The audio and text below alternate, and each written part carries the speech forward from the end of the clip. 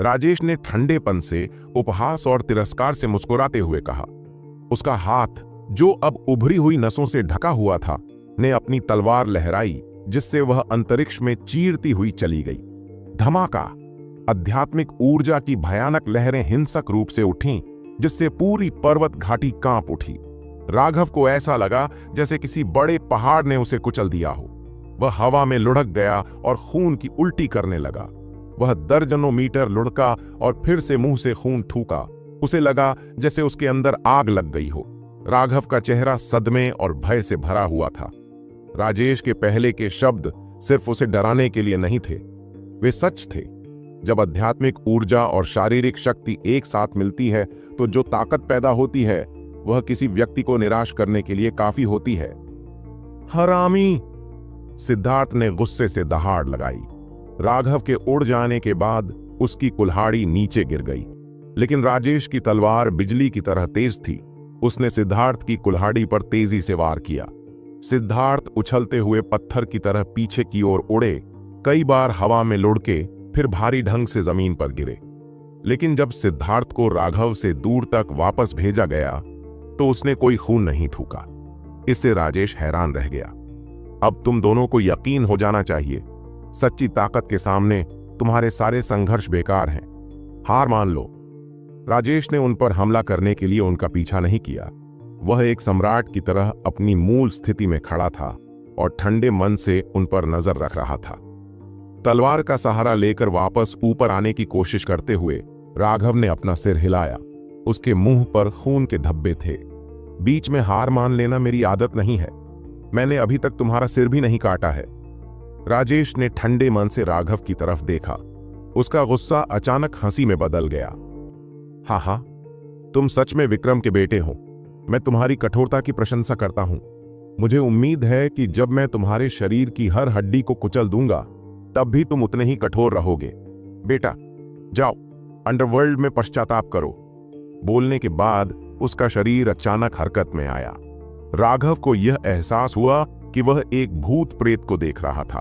राजेश की गति अकल्पनीय थी और वह अपनी तलवार से वार करते हुए एक पल में राघव के सामने आ गया। राजेश के हमले को देखकर राघव ने एक बार फिर बचाव करने की जहमत नहीं उठाई, बल्कि राजेश पर एक वार किया। अपने दुश्मन को हराने के लिए रक्षा छोड़ देने का यह तरीका वास्तव में कोई तरीका नहीं था। यह एक ऐसी तकनीक थी जिसका इस्तेमाल केवल तभी किया जा सकता था जब बाकी सब बेकार हो गया हो। गति के मामले में राघव राजेश की बराबरी करने में असमर्थ था और शक्ति के मामले में भी वह उसका मुकाबला नहीं कर सकता था। वह सिर्फ अपनी तलवार की लंबाई पर भरोसा कर सकता था। वह उसके खिलाफ लड़ने के लिए सिर्फ अपनी हिम्मत और साहस का इस्तेमाल कर सकता था। हालांकि ऐसी तकनीक बेहद खतरनाक थी, लेकिन इससे उसे कम से कम कुछ समय तो मिल ही जाता था। जैसा कि अपेक्षित था, राजेश ऐसे किसी भी आदान प्रदान को स्वीकार करने में असमर्थ था जिसमें उसे मारने के लिए उसे भी भारी चोट लग जाती। उसने बचाव के लिए अपनी तलवार वापस बुलाई और हमला करने का दूसरा मौका तलाशने लगा। इस समय सिद्धार्थ भी अपनी कुल्हाड़ी से वार करते हुए आगे बढ़ा। ऐसा लग रहा था कि पिछले वार ने उसे बिल्कुल भी नुकसान नहीं पहुंचाया था। उसका शारीरिक शरीर वाकई बहुत ही भयानक रूप से मजबूत था। राघव को यह देखकर खुशी हुई कि सिद्धार्थ अचानक से होशियार हो गया है। उसने राघव से सीखा था कि राजेश की तलवार को नजरअंदाज करके अपनी जान की बाजी लगाकर हमला करना चाहिए। लगातार वार की आवाजें पूरी घाटी में गूंज रही थीं। हर वार से धरती कांप रही थी। राघव और सिद्धार्थ के एक साथ काम करने और अपने जीवन को दांव पर लगाने के कारण राजेश वास्तव में अपनी क्षमताओं को प्रदर्शित करने में असमर्थ था और उन दोनों ने उसे बलपूर्वक रोक दिया। शक्ति और गति दोनों के मामले में वह उन पर निश्चित रूप से श्रेष्ठ था, लेकिन राघव और सिद्धार्थ के हमले बिल्कुल पागलपन भरे थे। वे बार बार अपनी जान जोखिम में डाल रहे थे। उन्हें इस बात की परवाह नहीं थी कि उसका कोई वार उन पर हो। वे केवल अपने शरीर का इस्तेमाल करके उसके हमलों का सामना कर रहे थे। हालांकि उन्होंने उस पर घातक प्रहार करने के लिए अपनी जान जोखिम में डाल दी। राजेश का चेहरा गुस्से से हरा हो गया। कई बार ऐसा हुआ कि उन्हें अपने हमले जारी रखने की इच्छा हुई, लेकिन उन्होंने धैर्यपूर्वक सहन करना जारी रखा। सबसे पहले राघव और सिद्धार्थ की ताकत बहुत ज्यादा थी। अगर वह उनसे सीधा वार करता तो यह एक घातक झटका हो सकता था। जरा सी चूक या दुर्घटना और यह सिर्फ वार का आदान प्रदान नहीं बल्कि जानों का आदान प्रदान होगा। दूसरे, उसके पास पूर्ण लाभ था। राघव और सिद्धार्थ को संभालना बस समय की बात थी। उसे कोई भी जोखिम लेने की जरूरत नहीं थी और यह ठीक इसलिए था क्योंकि राघव ने राजेश की सोच को समझ लिया था, इसलिए उसने ऐसा करने की हिम्मत की। आखिरकार इस तरह का आदान प्रदान एक अंतिम उपाय था। अगर वह अपनी जान जोखिम में डालकर वापस नहीं लड़ता तो वह तुरंत मर जाएगा। हथियार आपस में टकराए और उड़ गए। पलक झपकते ही 1 घंटा बीत गया। राघव को यह एहसास हुआ कि उसकी शारीरिक शक्ति कम होने लगी है। उसके हाथों में तलवार और भी भारी लगने लगी और सिद्धार्थ की हालत भी बहुत अच्छी नहीं थी। उसकी कुल्हाड़ी अब पहले जैसी तेज और हिंसक नहीं रही। जाहिर है कि वह भी अपनी सीमा तक पहुंच चुका था। राजेश के चेहरे पर बर्फीली मुस्कान देखकर राघव का दिल ठंडा हो गया। राजेश उन्हें जिंदा पकड़ने के लिए ऐसा कर रहा था। वह उन्हें पूरी तरह से थका देगा ताकि बाद में वह उन्हें जितना चाहे उतना प्रताड़ित कर सके। राघव ने अपनी आंखें सिकोड़ ली। अगर तुम मेरी जान चाहते हो तो हमें देखना होगा कि तुम्हारे पास योग्यता है या नहीं। राजेश ने जब देखा कि राघव और सिद्धार्थ की शक्ति कमजोर हो रही है और उनके हमले धीमे हो रहे हैं तो वह अंदर से मुस्कुराया। अचानक राघव ने अपनी तलवार को बहुत जोर से घुमाया। ऊर्जा की कमी के कारण वह तलवार के साथ 1 कदम आगे लड़खड़ा गया। उस 1 कदम ने तुरंत एक बड़ा सा रास्ता खोल दिया। लगभग रिफ्लेक्स के कारण राजेश ने सोचा भी नहीं था।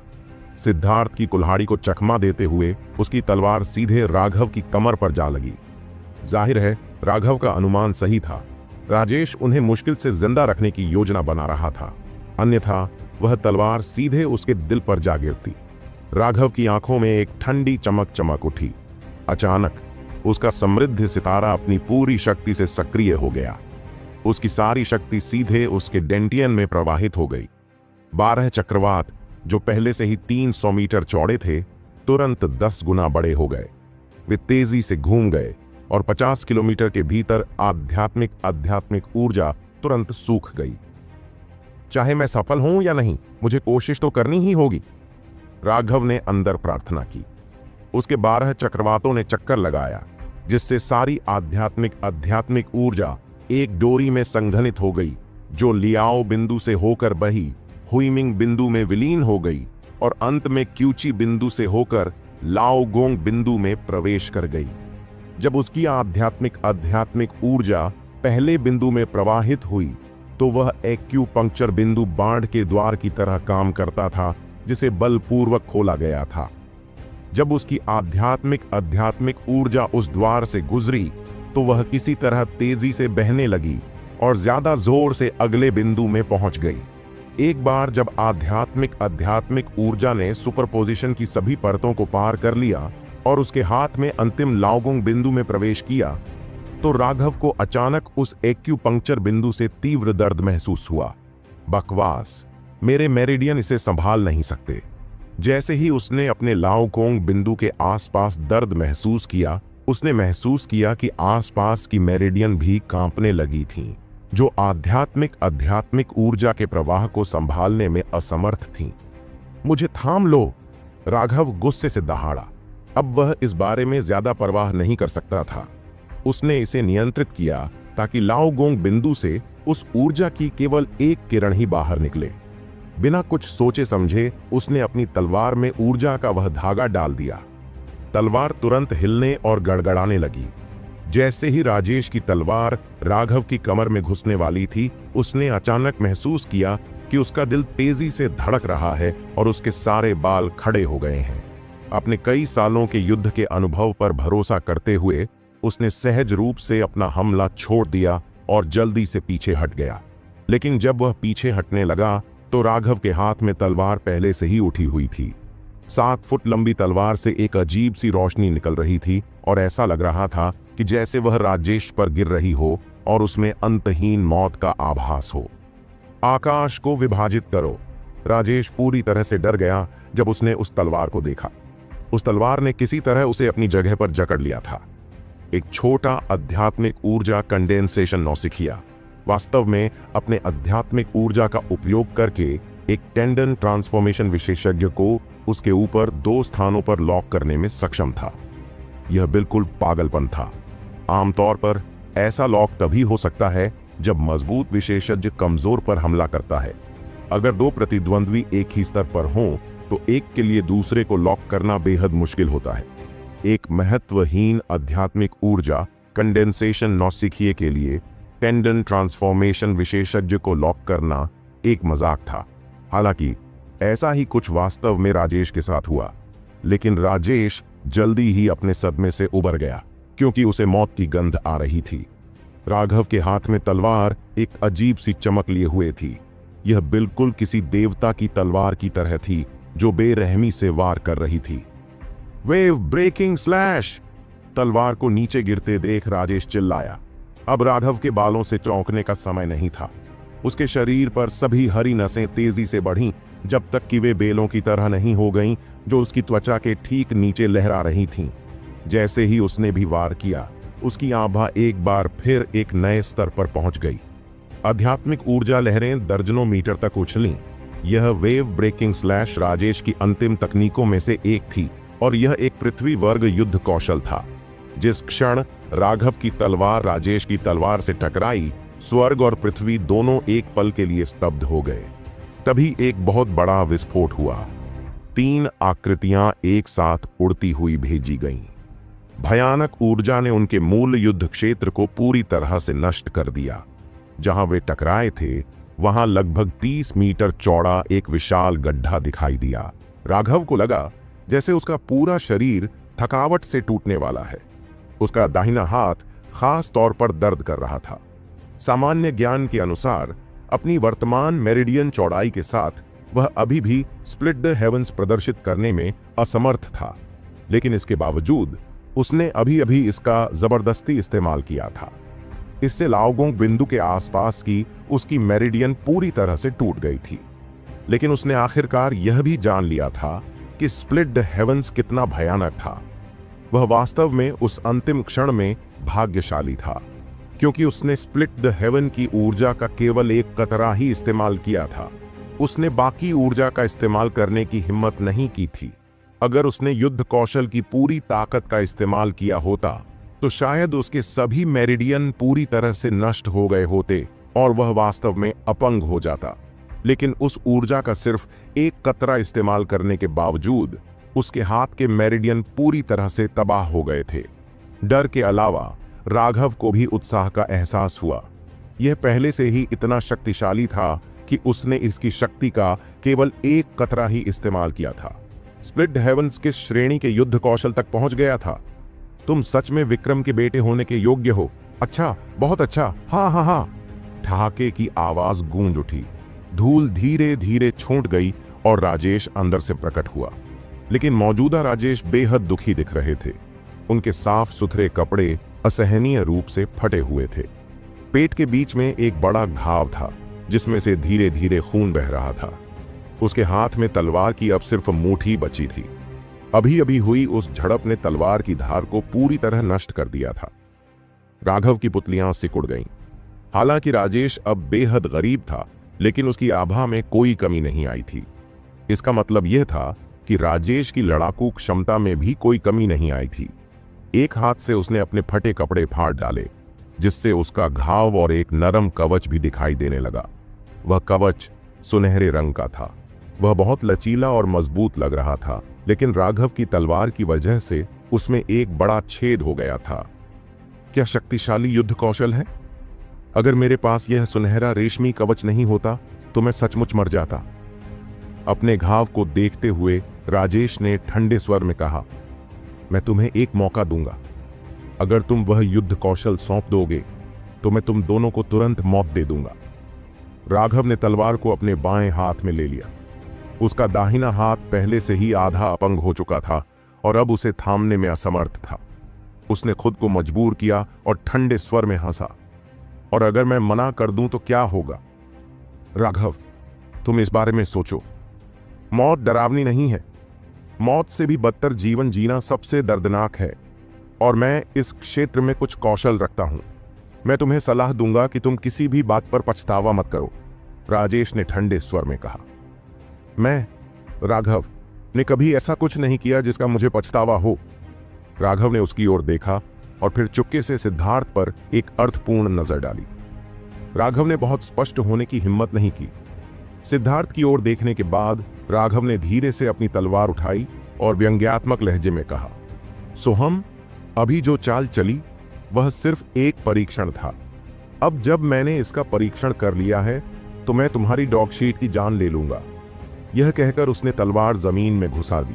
उसी समय आध्यात्मिक ऊर्जा की लहरें फूट पड़ी और सारी धूल हवा में उड़ गई। बस मुझे देखने दो कि तुम कितने सक्षम हो, राजेश ने गंभीर रूप से हंसते हुए कहा। अपनी अंगूठी को रगड़ते हुए उसके हाथ में एक और तलवार दिखाई दी और उसने उसे अपने सामने उठाया। लेकिन जब धूल जम गई तो सतर्क राजेश को एहसास हुआ कि राघव पहले ही गायब हो चुका था और केवल मूर्ख सिद्धार्थ ही वहां खड़ा रह गया था। राजेश के चेहरे पर भाव बदल गए। उसने जल्दी से ऊपर देखा तो पाया कि राघव पहले ही कई 100 मीटर दूर पहाड़ों में भाग चुका था। राजेश की अभिव्यक्ति बदल गई और उसने जल्दी से ऊपर देखा, केवल यह देखने के लिए कि राघव पहले ही पहाड़ों में सैकड़ों मीटर अंदर भाग गया था। लानत है। संयमित और शालीन राजेश के लिए यह पहली बार था जब उसने ऐसा अश्लील शब्द चिल्लाकर कहा था। उसकी आंखें आग उगल रही थीं। उसे बेवकूफ बनाया गया था। तो सच्चाई यह थी कि राघव ने महसूस किया था कि उसकी पूरी ताकत का हमला वास्तव में उसे अक्षम करने के लिए पर्याप्त नहीं था और वह टेंडेंट ट्रांसफॉर्मेशन विशेषज्ञ के मुकाबले में नहीं था। कुछ निर्दयी शब्द कहने के बाद उसने अपनी तलवार जमीन में घोंप दी, जिससे हवा में धूल भर गई और फिर तुरंत भाग गया। शायद भागना वास्तव में सबसे मूल्यवान युद्ध कौशल था।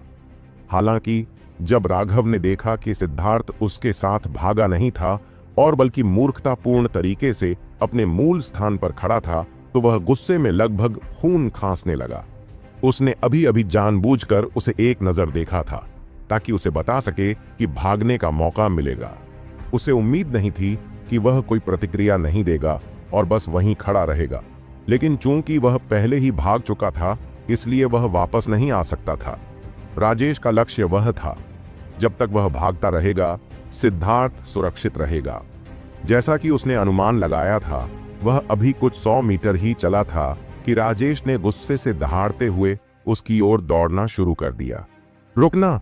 अचानक सिद्धार्थ गुस्से से दहाड़ने लगा और उसकी त्वचा से लाल रोशनी निकलने लगी।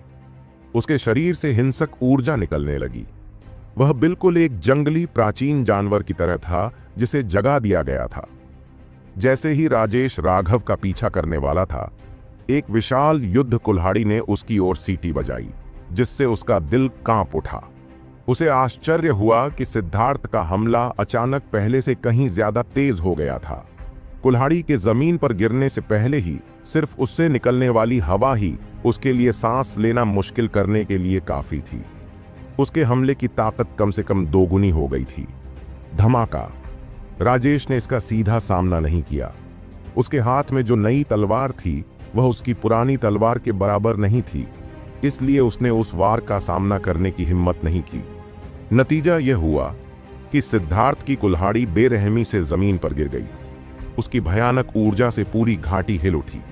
हर जगह टूटी चट्टानें बाहर निकल आईं और एक बहुत बड़ा गड्ढा बन गया। भाई शर्मा, जल्दी से भागो, मैं उसे रोक दूंगा। अपना हमला विफल होते देख उसने एक बार फिर अपनी कुल्हाड़ी राजेश पर तान दी। भागता हुआ राघव हैरान, क्रोधित और भावुक था। उसे आश्चर्य हुआ कि सिद्धार्थ इतनी भयानक ताकत के साथ विस्फोट करने में सक्षम था। वह गुस्से में था क्योंकि उसे रोकने का कोई मतलब नहीं था। राघव चाहता था कि राजेश उसका पीछा करे। वह यह देखकर भी भावुक हो गया कि सिद्धार्थ ने उसे बचाने के लिए अपनी जान भी दे दी। हालांकि सिद्धार्थ थोड़ा भोला था, शायद पूरी तरह से मूर्ख भी, लेकिन उसे राघव पर पूरा भरोसा था।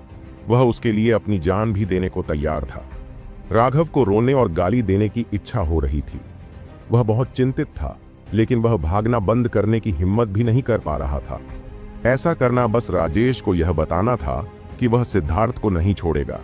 इस तरह उसकी कमजोरी उजागर हो जाती। फिर वे दोनों मर जाते।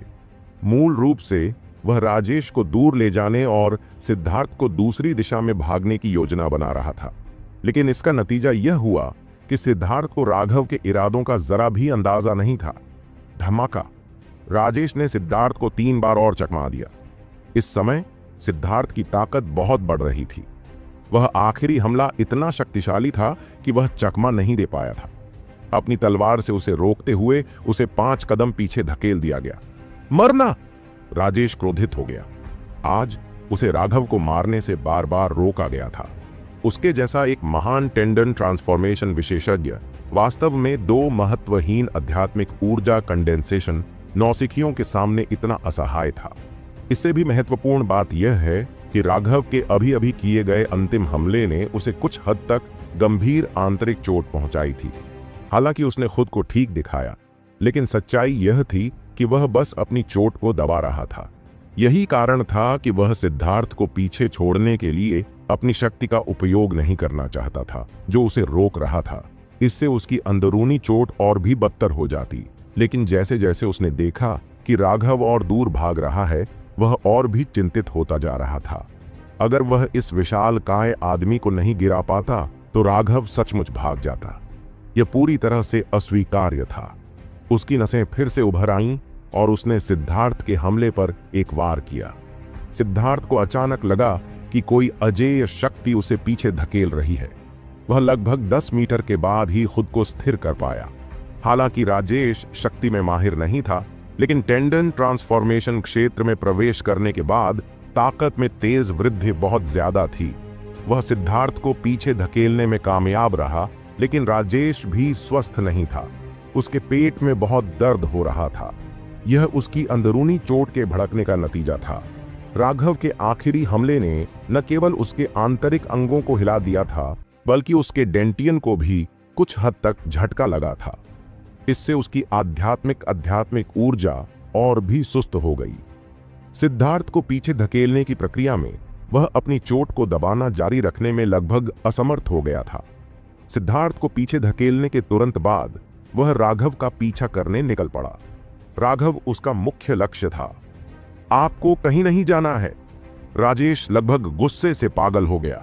सिद्धार्थ को वास्तव में कोई चोट भी नहीं लगी थी, जबकि उसे पीछे से झटका लगा था और अब वह फिर से उस पर हमला कर रहा था। सिद्धार्थ वास्तव में मानव रूप में एक जादुई जानवर था।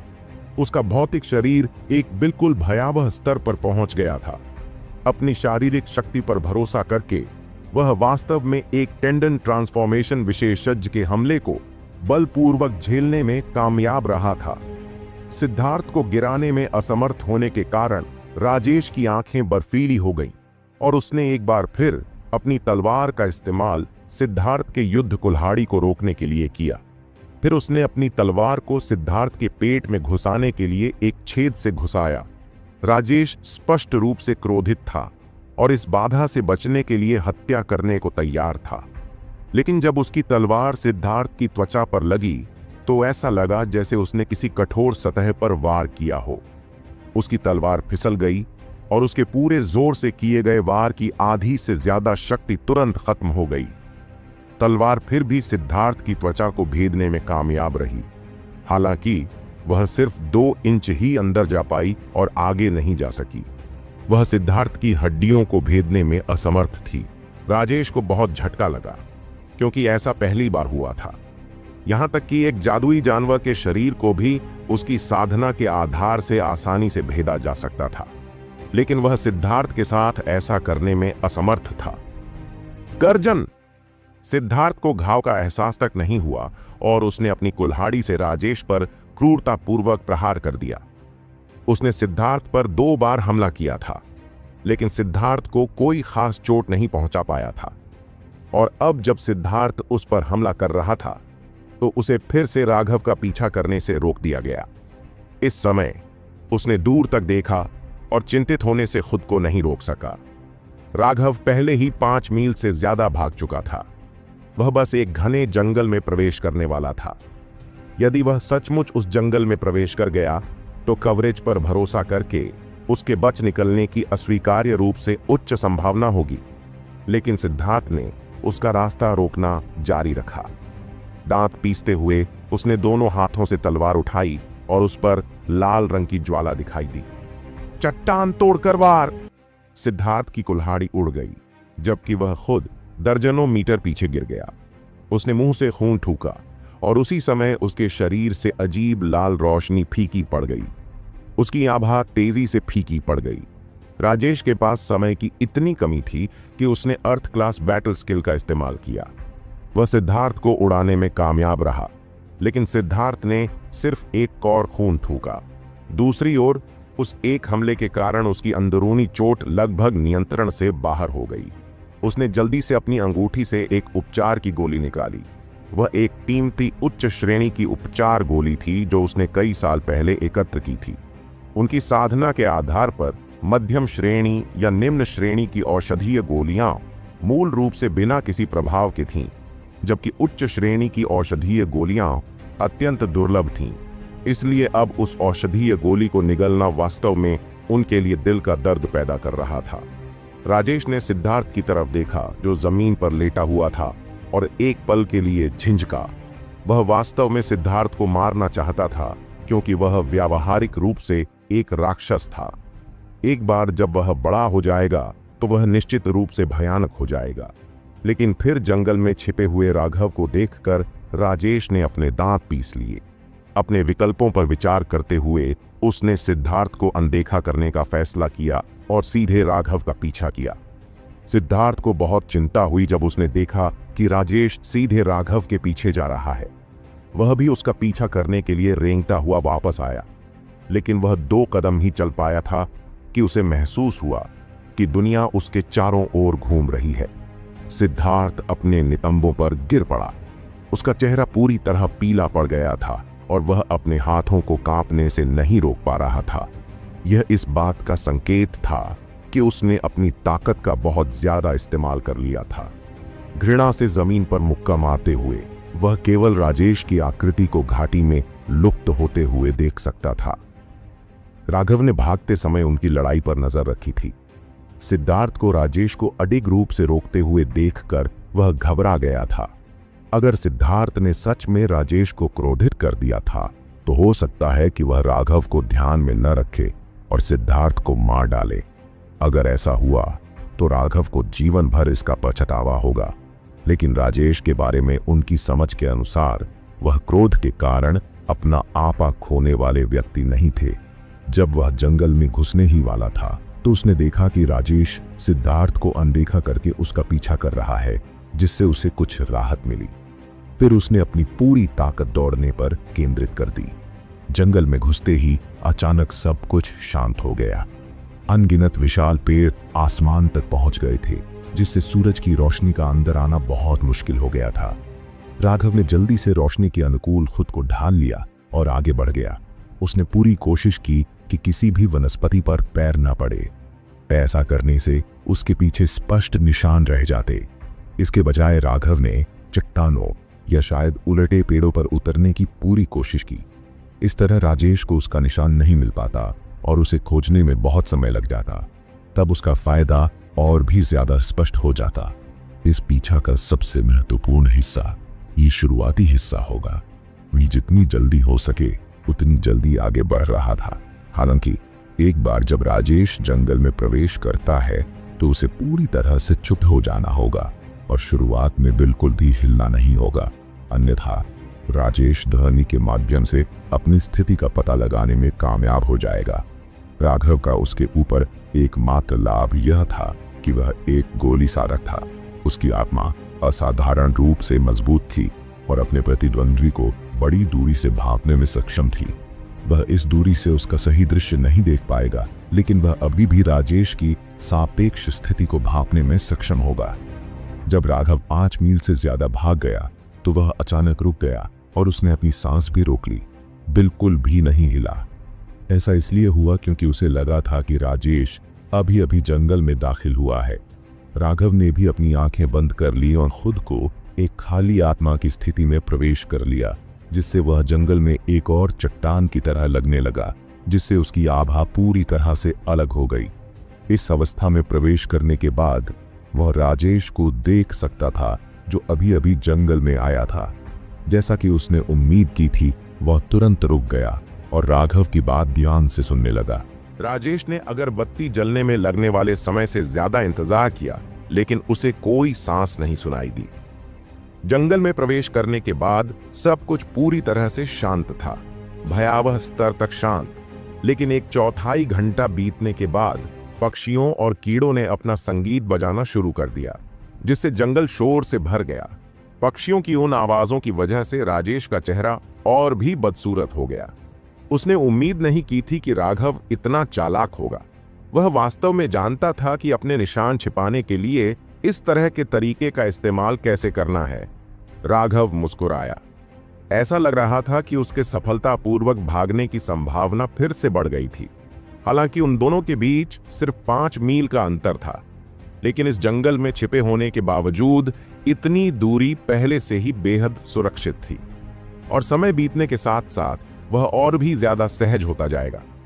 2 घंटे, घंटों तक। 6 घंटे बाद राजेश ने अंततः हार मान ली और अपनी आंखों से ही उसका पता ढूंढना शुरू कर दिया। राजेश की खोज के बाद पूरा जंगल एक बार फिर शांत होने लगा। राघव ने भी आखिरकार अपनी बंद आंखें खोली। हे राजेश, भले ही मैं तुम्हें हरा ना सकूं, फिर भी मुझे तुम्हारे साथ ठीक से खेलना होगा। राजेश को आगे बढ़ते देख राघव ने बेवकूफी भरी प्रतीक्षा नहीं की। वह धीरे धीरे जंगल में गहरे घुसने लगा। राघव तेज गति से नहीं भागा, क्योंकि उसे बहुत सावधान रहना था। उसने अपनी पूरी कोशिश की कि अपने पीछे कोई निशान न छोड़े। वह कोई आवाज भी नहीं कर सकता था, अन्यथा राजेश जरूर देख लेता और उसकी सारी मेहनत बेकार हो जाती। इसलिए राघव की भागने की गति राजेश की खोज की गति से बहुत अलग नहीं थी। इसके अलावा राघव सिर्फ एक दिशा में नहीं भाग सकता था। अगर राजेश ने ऐसा कोई निशान देखकर सीधे आगे बढ़ने का फैसला किया तो वह मुश्किल में पड़ जाएगा। आखिरकार यह कोई साधारण लुका छिपी का खेल नहीं था। हार का मतलब था मौत। यह पहली बार था जब राघव को इतनी घबराहट महसूस हुई थी। ऐसा लग रहा था जैसे ग्रिम रीपर की दरांती लगातार उसके गले पर दबाई जा रही हो। जरा सी लापरवाही से उसका सिर जमीन पर गिर सकता था। मैंने तुम्हें पा लिया है राघव, मरने के लिए तैयार हो जाओ, राजेश अचानक चिल्लाया और आगे बढ़ा। राघव बेहद चौंक गया, लेकिन फिर वह ठंडे स्वर में मुस्कुराया। उसकी वर्तमान स्थिति राजेश से लगभग 2 मील दूर थी। ऐसा इसलिए नहीं था क्योंकि राजेश राघव से तेज चल रहा था, बल्कि इसलिए क्योंकि राघव को जिगजैग में यात्रा करनी थी। इसलिए एक तरह से उनके बीच की दूरी अभी भी 5 मील से ज्यादा थी। राजेश स्पष्ट रूप से झूठ बोल रहा था। अचानक इस तरह से कूदने से एक सामान्य युवक डर सकता है और जितनी जल्दी हो सके भागना शुरू कर सकता है। यही असली जाल था। लेकिन राघव चुपचाप एक विशाल पेड़ के नीचे छिप गया और उस नाटक की सराहना करने लगा जो यह शीर्ष फीनिक्स क्राई विशेषज्ञ उसके लिए कर रहा था। हालांकि उसने अपनी आंखों से देखने की हिम्मत नहीं की। हुआयून मंडप की नीलामी के बाद से जब राजेश ने महसूस किया था कि वह दीवार के पार से भी उसे देख रहा है, तब से राघव ने सीख लिया था कि विशेषज्ञों की इंद्रियां कितनी भयावह रूप से संवेदनशील होती हैं। राजेश ने कई बार अपनी चाल चली, लेकिन उसे थोड़ी सी भी सफलता नहीं मिली। अंत में उसके पास अपने मूल स्थान पर लौटने और राघव के निशानों की खोज जारी रखने के अलावा कोई विकल्प नहीं था। आखिरकार राघव चाहे कितनी भी सावधानी बरते, वह उड़ने में असमर्थ था। जमीन, घास, चट्टानें और पेड़ सभी अपने पीछे कोई न कोई निशान छोड़ ही देते थे। लेकिन राघव ने जिस तरह से चतुराई से काम किया था, उसके चलते उसके पैरों के निशान ढूंढना मुश्किल था और उसे बहुत समय तक ढूंढना पड़ा। इससे राजेश की गति बहुत कम हो गई और मानसिक रूप से भी थकाने वाला था। राघव वास्तव में राजेश की तुलना में बहुत अधिक ऊर्जा संरक्षित कर रहा था, जिसके कारण राजेश का क्रोध बढ़ता जा रहा था। राघव, बस तब तक इंतजार करो जब तक मैं तुम्हें पकड़ लूं। मैं तुम्हारी खाल उतार दूंगा और तुम्हारी मांसपेशियों का एक एक रेशा खींच लूंगा जब तक तुम जिंदा हो, और तुम्हारी हड्डियों को राख में बदल दूंगा। राजेश ने अपने दांत पीस ली। वह जानता था कि राघव कहीं आसपास ही है और वह उसे सुन सकता था। उसे यह भी महसूस हो रहा था कि राघव एक कोने में छिपा हुआ है और चुपके से उस पर हंस रहा है। इससे वह और भी क्रोधित हो गया। उसके जैसा एक महान टेंडन ट्रांसफॉर्मेशन विशेषज्ञ, जो फीनिक्स क्राई के 3 शीर्ष विशेषज्ञों में से एक है, वास्तव में एक छोटे आध्यात्मिक ऊर्जा कंडेंसेशन ब्राइट को मारने में असमर्थ था। अगर यह जानकारी बाहर आ जाती तो वह तुरंत पूरे साम्राज्य का उपहास का पात्र बन जाता।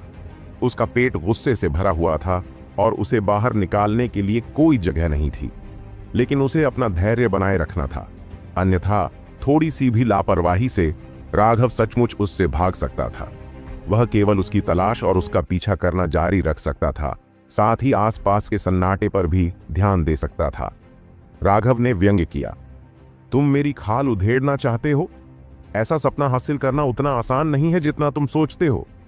राजेश को धीरे धीरे खोजते देख राघव जंगल में और भी गहराई में चला गया। यही सबसे अच्छा विकल्प था।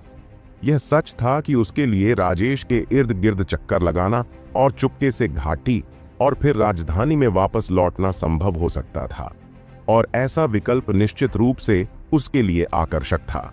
लेकिन राघव ने अभी के लिए इस विचार को त्यागने का फैसला किया था।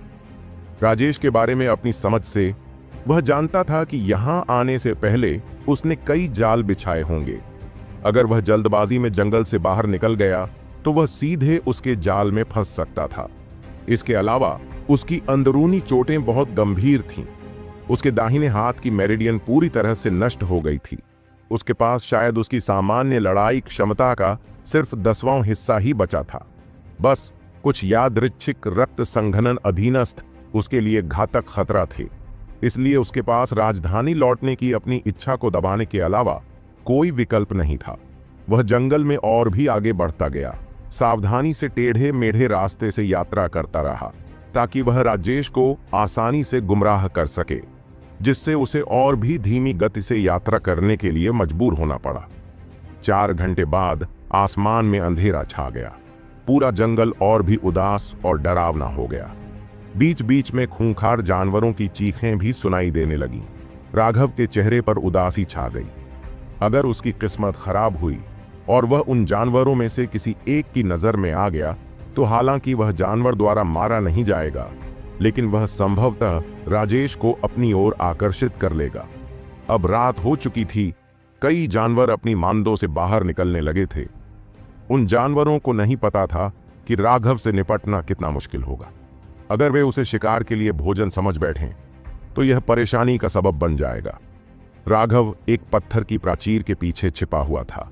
अचानक उसने कुछ हल्की आवाजें आती सुनी और अपनी दिव्य भावना को बढ़ाते हुए उसने बहुत तेज सिरदर्द महसूस किया। इस समय वहां इतना अंधेरा था कि वह अपनी उंगलियां भी नहीं देख पा रहा था, भले ही उसने अपनी आंखों पर हाथ रखा हो। हालांकि उसकी आध्यात्मिक शक्ति उसकी आंखों की जगह ले सकती थी, जिससे वह अपने आसपास के दर्जनों मीटर के दायरे में सब कुछ बहुत स्पष्ट रूप से देख सकता था। उसके सामने करीब 1 मीटर लंबा भेड़िया था। वह 1 मीटर लंबा भेड़िया असल में एक शावक था। राघव ने अपनी बुरी किस्मत को कोसा। हालांकि यह सिर्फ एक जंगली जानवर था और कोई जादुई जानवर नहीं था। अगर वह शावक उस पर हमला कर देता, भले ही वह उसे एक ही झटके में मार देता, तो भी थोड़ा शोर तो होता ही। इस शांत जंगल में ऐसी आवाज कुछ ऐसी थी जिसे राजेश अपने टेंडन ट्रांसफॉर्मेशन साधना आधार के साथ संभवतः अनदेखा नहीं कर सकता था, खासकर तब जब वह चुपचाप अपना रास्ता खोज रहा था। राघव ने धीरे से अपनी अंगूठी से खंजर निकाला। अगर वह भूखा भेड़िया उस पर हमला करता तो उसे एक ही बार में उसे मारना पड़ता, लेकिन उसे इस बात का बिल्कुल भी भरोसा नहीं था कि वह बिना आवाज किए उसे मार सकता है। अगर वह मरते समय एक दयनीय चीख निकालता है तो उसका काम खत्म हो जाएगा। आदमी और भेड़िया एक दूसरे की तरफ देखते रहे। राघव ने महसूस किया कि उसका पसीना टपकने लगा है। यह आमने सामने की जांच कई सांसों तक जारी रही। तभी भेड़िए की नाक अचानक हल्की सी सूंघने लगी। वह वास्तव में पीछे हट गया और रात में गायब हो गया। राघव को अचानक लिटिल स्नो की याद आई तो वह बहुत हैरान हुआ। इतने लंबे समय तक उस छोटे से साथी के संपर्क में रहने के कारण क्या उसकी जादुई जानवर की गंध उस पर भी पड़ गई थी और भेड़िया डरकर भाग गया था? रुको, बकवास, छोटी बर्फ अभी भी घाटी में है। उसने अपने माथे पर ताली बजाई। वह वास्तव में अपनी घबराहट में लिटिल स्नो के बारे में भूल गया था। रुद्रा को मारने से पहले उसने लिटिल स्नो को एक गुफा के अंदर छिपा दिया था, लेकिन स्थिति उसकी कल्पना से बहुत अलग थी। राजेश की उपस्थिति ने राघव और सिद्धार्थ को उसके खिलाफ लड़ने के लिए मजबूर कर दिया था। फिर भी अंत में वे उसे हराने में असमर्थ थे। राघव राजेश को दूर खींचने के लिए जंगल में भाग गया था। अब जब उसे अचानक लिटिल स्नो का ख्याल आया तो राघव ने प्रार्थना की कि सिद्धार्थ एक बार होशियार हो जाए और लिटिल स्नो को ले जाना याद रखे। वर्तमान लिटिल स्नो ने राघव के साथ रहने के बाद काफी मांस खाया था। वह पहले ही हथेली के आकार से बढ़कर 1 फुट से अधिक लंबा हो गया था, लेकिन वह अभी भी इतना छोटा था कि वह अपने दम पर जीवित नहीं रह सकता था। उस प्यारे से आदमी के बारे में सोचते हुए राघव को घाटी में वापस जाने की इच्छा हुई, लेकिन यह कोई व्यवहार्य विकल्प नहीं था। उसे लगभग यकीन था कि राजेश ने वहां उसके लिए दूसरे हथियारे तैयार कर रखे हैं। राजेश के प्रति राघव की नफरत अब और भी बढ़ गई थी, हालांकि वह असहाय भी था। उस भेड़िए को पीछे हटता देख राघव ने जल्दी से खुद को पूरी तरह से छिपाने के लिए कुछ चट्टानें हटा दी। वह अपने शरीर और आभा को छिपा लेगा, जिससे वह ज्यादातर जानवरों से बच सकेगा। अचानक उसने दूर से दहाड़ने की आवाज सुनी। राघव मुस्कुराया। हे, ऐसा लग रहा था कि राजेश वाकई लोकप्रिय था। राघव ने उस भेड़िए को मारने की हिम्मत नहीं की, क्योंकि उसे राजेश को अपने कब्जे में लेने का डर था। इसके अलावा ऐसे जानवर की मौत से खून की तेज गंध निकलेगी जो अनगिनत शिकारियों को आकर्षित करेगी। वे शिकारी इस इलाके के मालिक थे। वे सभी 5 मील के भीतर आसानी से खून की गंध सूंघने में सक्षम थे। पहली दहाड़ के कुछ ही समय बाद अन्य जानवर भी आ गए थे। राघव को हवा में ब्लेड से वार करने की आवाज भी सुनाई दे रही थी। हे, बहुत बढ़िया, तुम अभी व्यस्त रहो, मैं थोड़ा आराम कर लूंगा। पत्थर की दीवार के पीछे छिपकर उसे ढूंढना बहुत मुश्किल था। अब जब राजेश को अपने आसपास जमा हो रहे सभी खतरनाक जानवरों से बचना था, तो वह और भी सुरक्षित महसूस कर रहा था। उसने 2 औषधीय गोलियां उखाईं। एक उसके अंदरूनी घावों को ठीक करने के लिए थी, जबकि दूसरी उसकी मेरिडियंस को ठीक करने के लिए थी। एक गोली साधक के रूप में राघव ने स्वाभाविक रूप से अपने लिए अनगिनत औषधीय गोलियां तैयार की थीं। अब आखिरकार उनका कुछ उपयोग था। इसके अलावा औषधीय गोलियां, जिन्हें उसने अपने इस्तेमाल के लिए बचा कर रखा था, बेहद महंगी थीं। वे सभी उच्च श्रेणी की औषधीय गोलियां थीं। फीनिक्स क्राई लैंटर्न फेस्टिवल में जानवर की ज्वाला प्राप्त करने के बाद से उसकी ज्वाला की ताकत इतनी बढ़ गई थी कि राघव ने उसकी सभी मध्यम श्रेणी की औषधीय गोलियों को पूरी तरह से बदल दिया था। अब जबकि उसने वे 2 औषधीय गोलियां खा ली थीं, उसे अब अपने अंदरूनी घावों के बारे में चिंता करने की जरूरत नहीं थी। जब तक उसके पास पर्याप्त समय था, वे धीरे धीरे ठीक हो जाएंगे। लेकिन उसके हाथ की मेरिडियंस में चोट कुछ हद तक परेशानी वाली थी। मेरिडियंस पूरे शरीर में फैल गई थीं, उसके शरीर के हर इंच तक पहुंच रही थीं। यह वास्तव में उन नहर जैसी मेरिडियनों के कारण ही था कि आध्यात्मिक ऊर्जा को शरीर में कहीं भी भेजकर शक्तिशाली शक्ति जारी की जा सकती थी। अगर किसी साधारण व्यक्ति की मेरिडियन नष्ट हो जाए तो वह व्यक्ति अनिवार्य रूप से अपंग हो जाएगा, लेकिन राघव के पास उसके वैद्यराज की यादें थीं।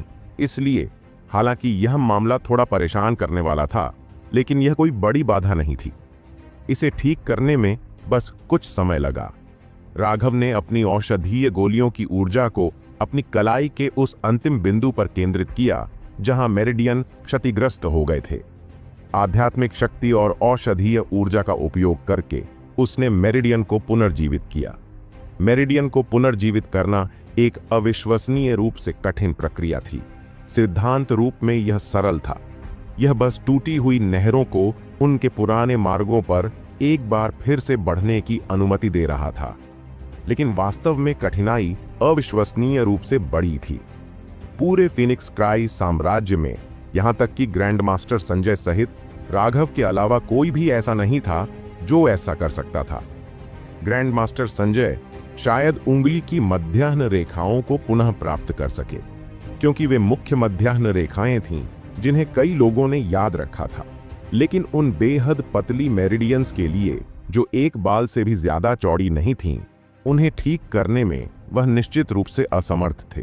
और अगर वह अपने अनुभव से उन मेरिडियंस को ठीक करने में कामयाब भी हो जाते तो वे पुरानी मेरिडियंस से बिल्कुल अलग होती। राघव का तरीका वैसा नहीं था। वह मेरिडियन को एक बार फिर से बेहद स्वाभाविक तरीके से बढ़ने दे रहा था, उन्हें अपने खुद के रास्ते पर चलने दे रहा था जो उन्हें याद था। यह प्रक्रिया बहुत धीमी थी, लेकिन राघव के लिए प्रत्येक मिलीमीटर की वृद्धि उसके जीवित रहने की संभावनाओं में एक और वृद्धि थी। राघव ने अपना पूरा ध्यान अपने घावों से उबरने पर केंद्रित कर दिया। पूरी रात वह काम करते हुए निकल गया और उसने अपनी आंखें तभी खोलीं जब एक बार फिर दिन हो गया। उसने चुपचाप अपने द्वारा बनाए गए पत्थर के आश्रय को खोला और उस दिशा में देखा जहां से वह सभी जानवरों की दहाड़े आ रही थीं, और उसका पेट अचानक बड़बड़ा उठा। राघव की आंखें चमक उठीं और वह अचानक शरारती ढंग से मुस्कुराया। राजेश, यह मास्टर आपके लिए एक छोटा सा उपहार तैयार करने जा रहा है।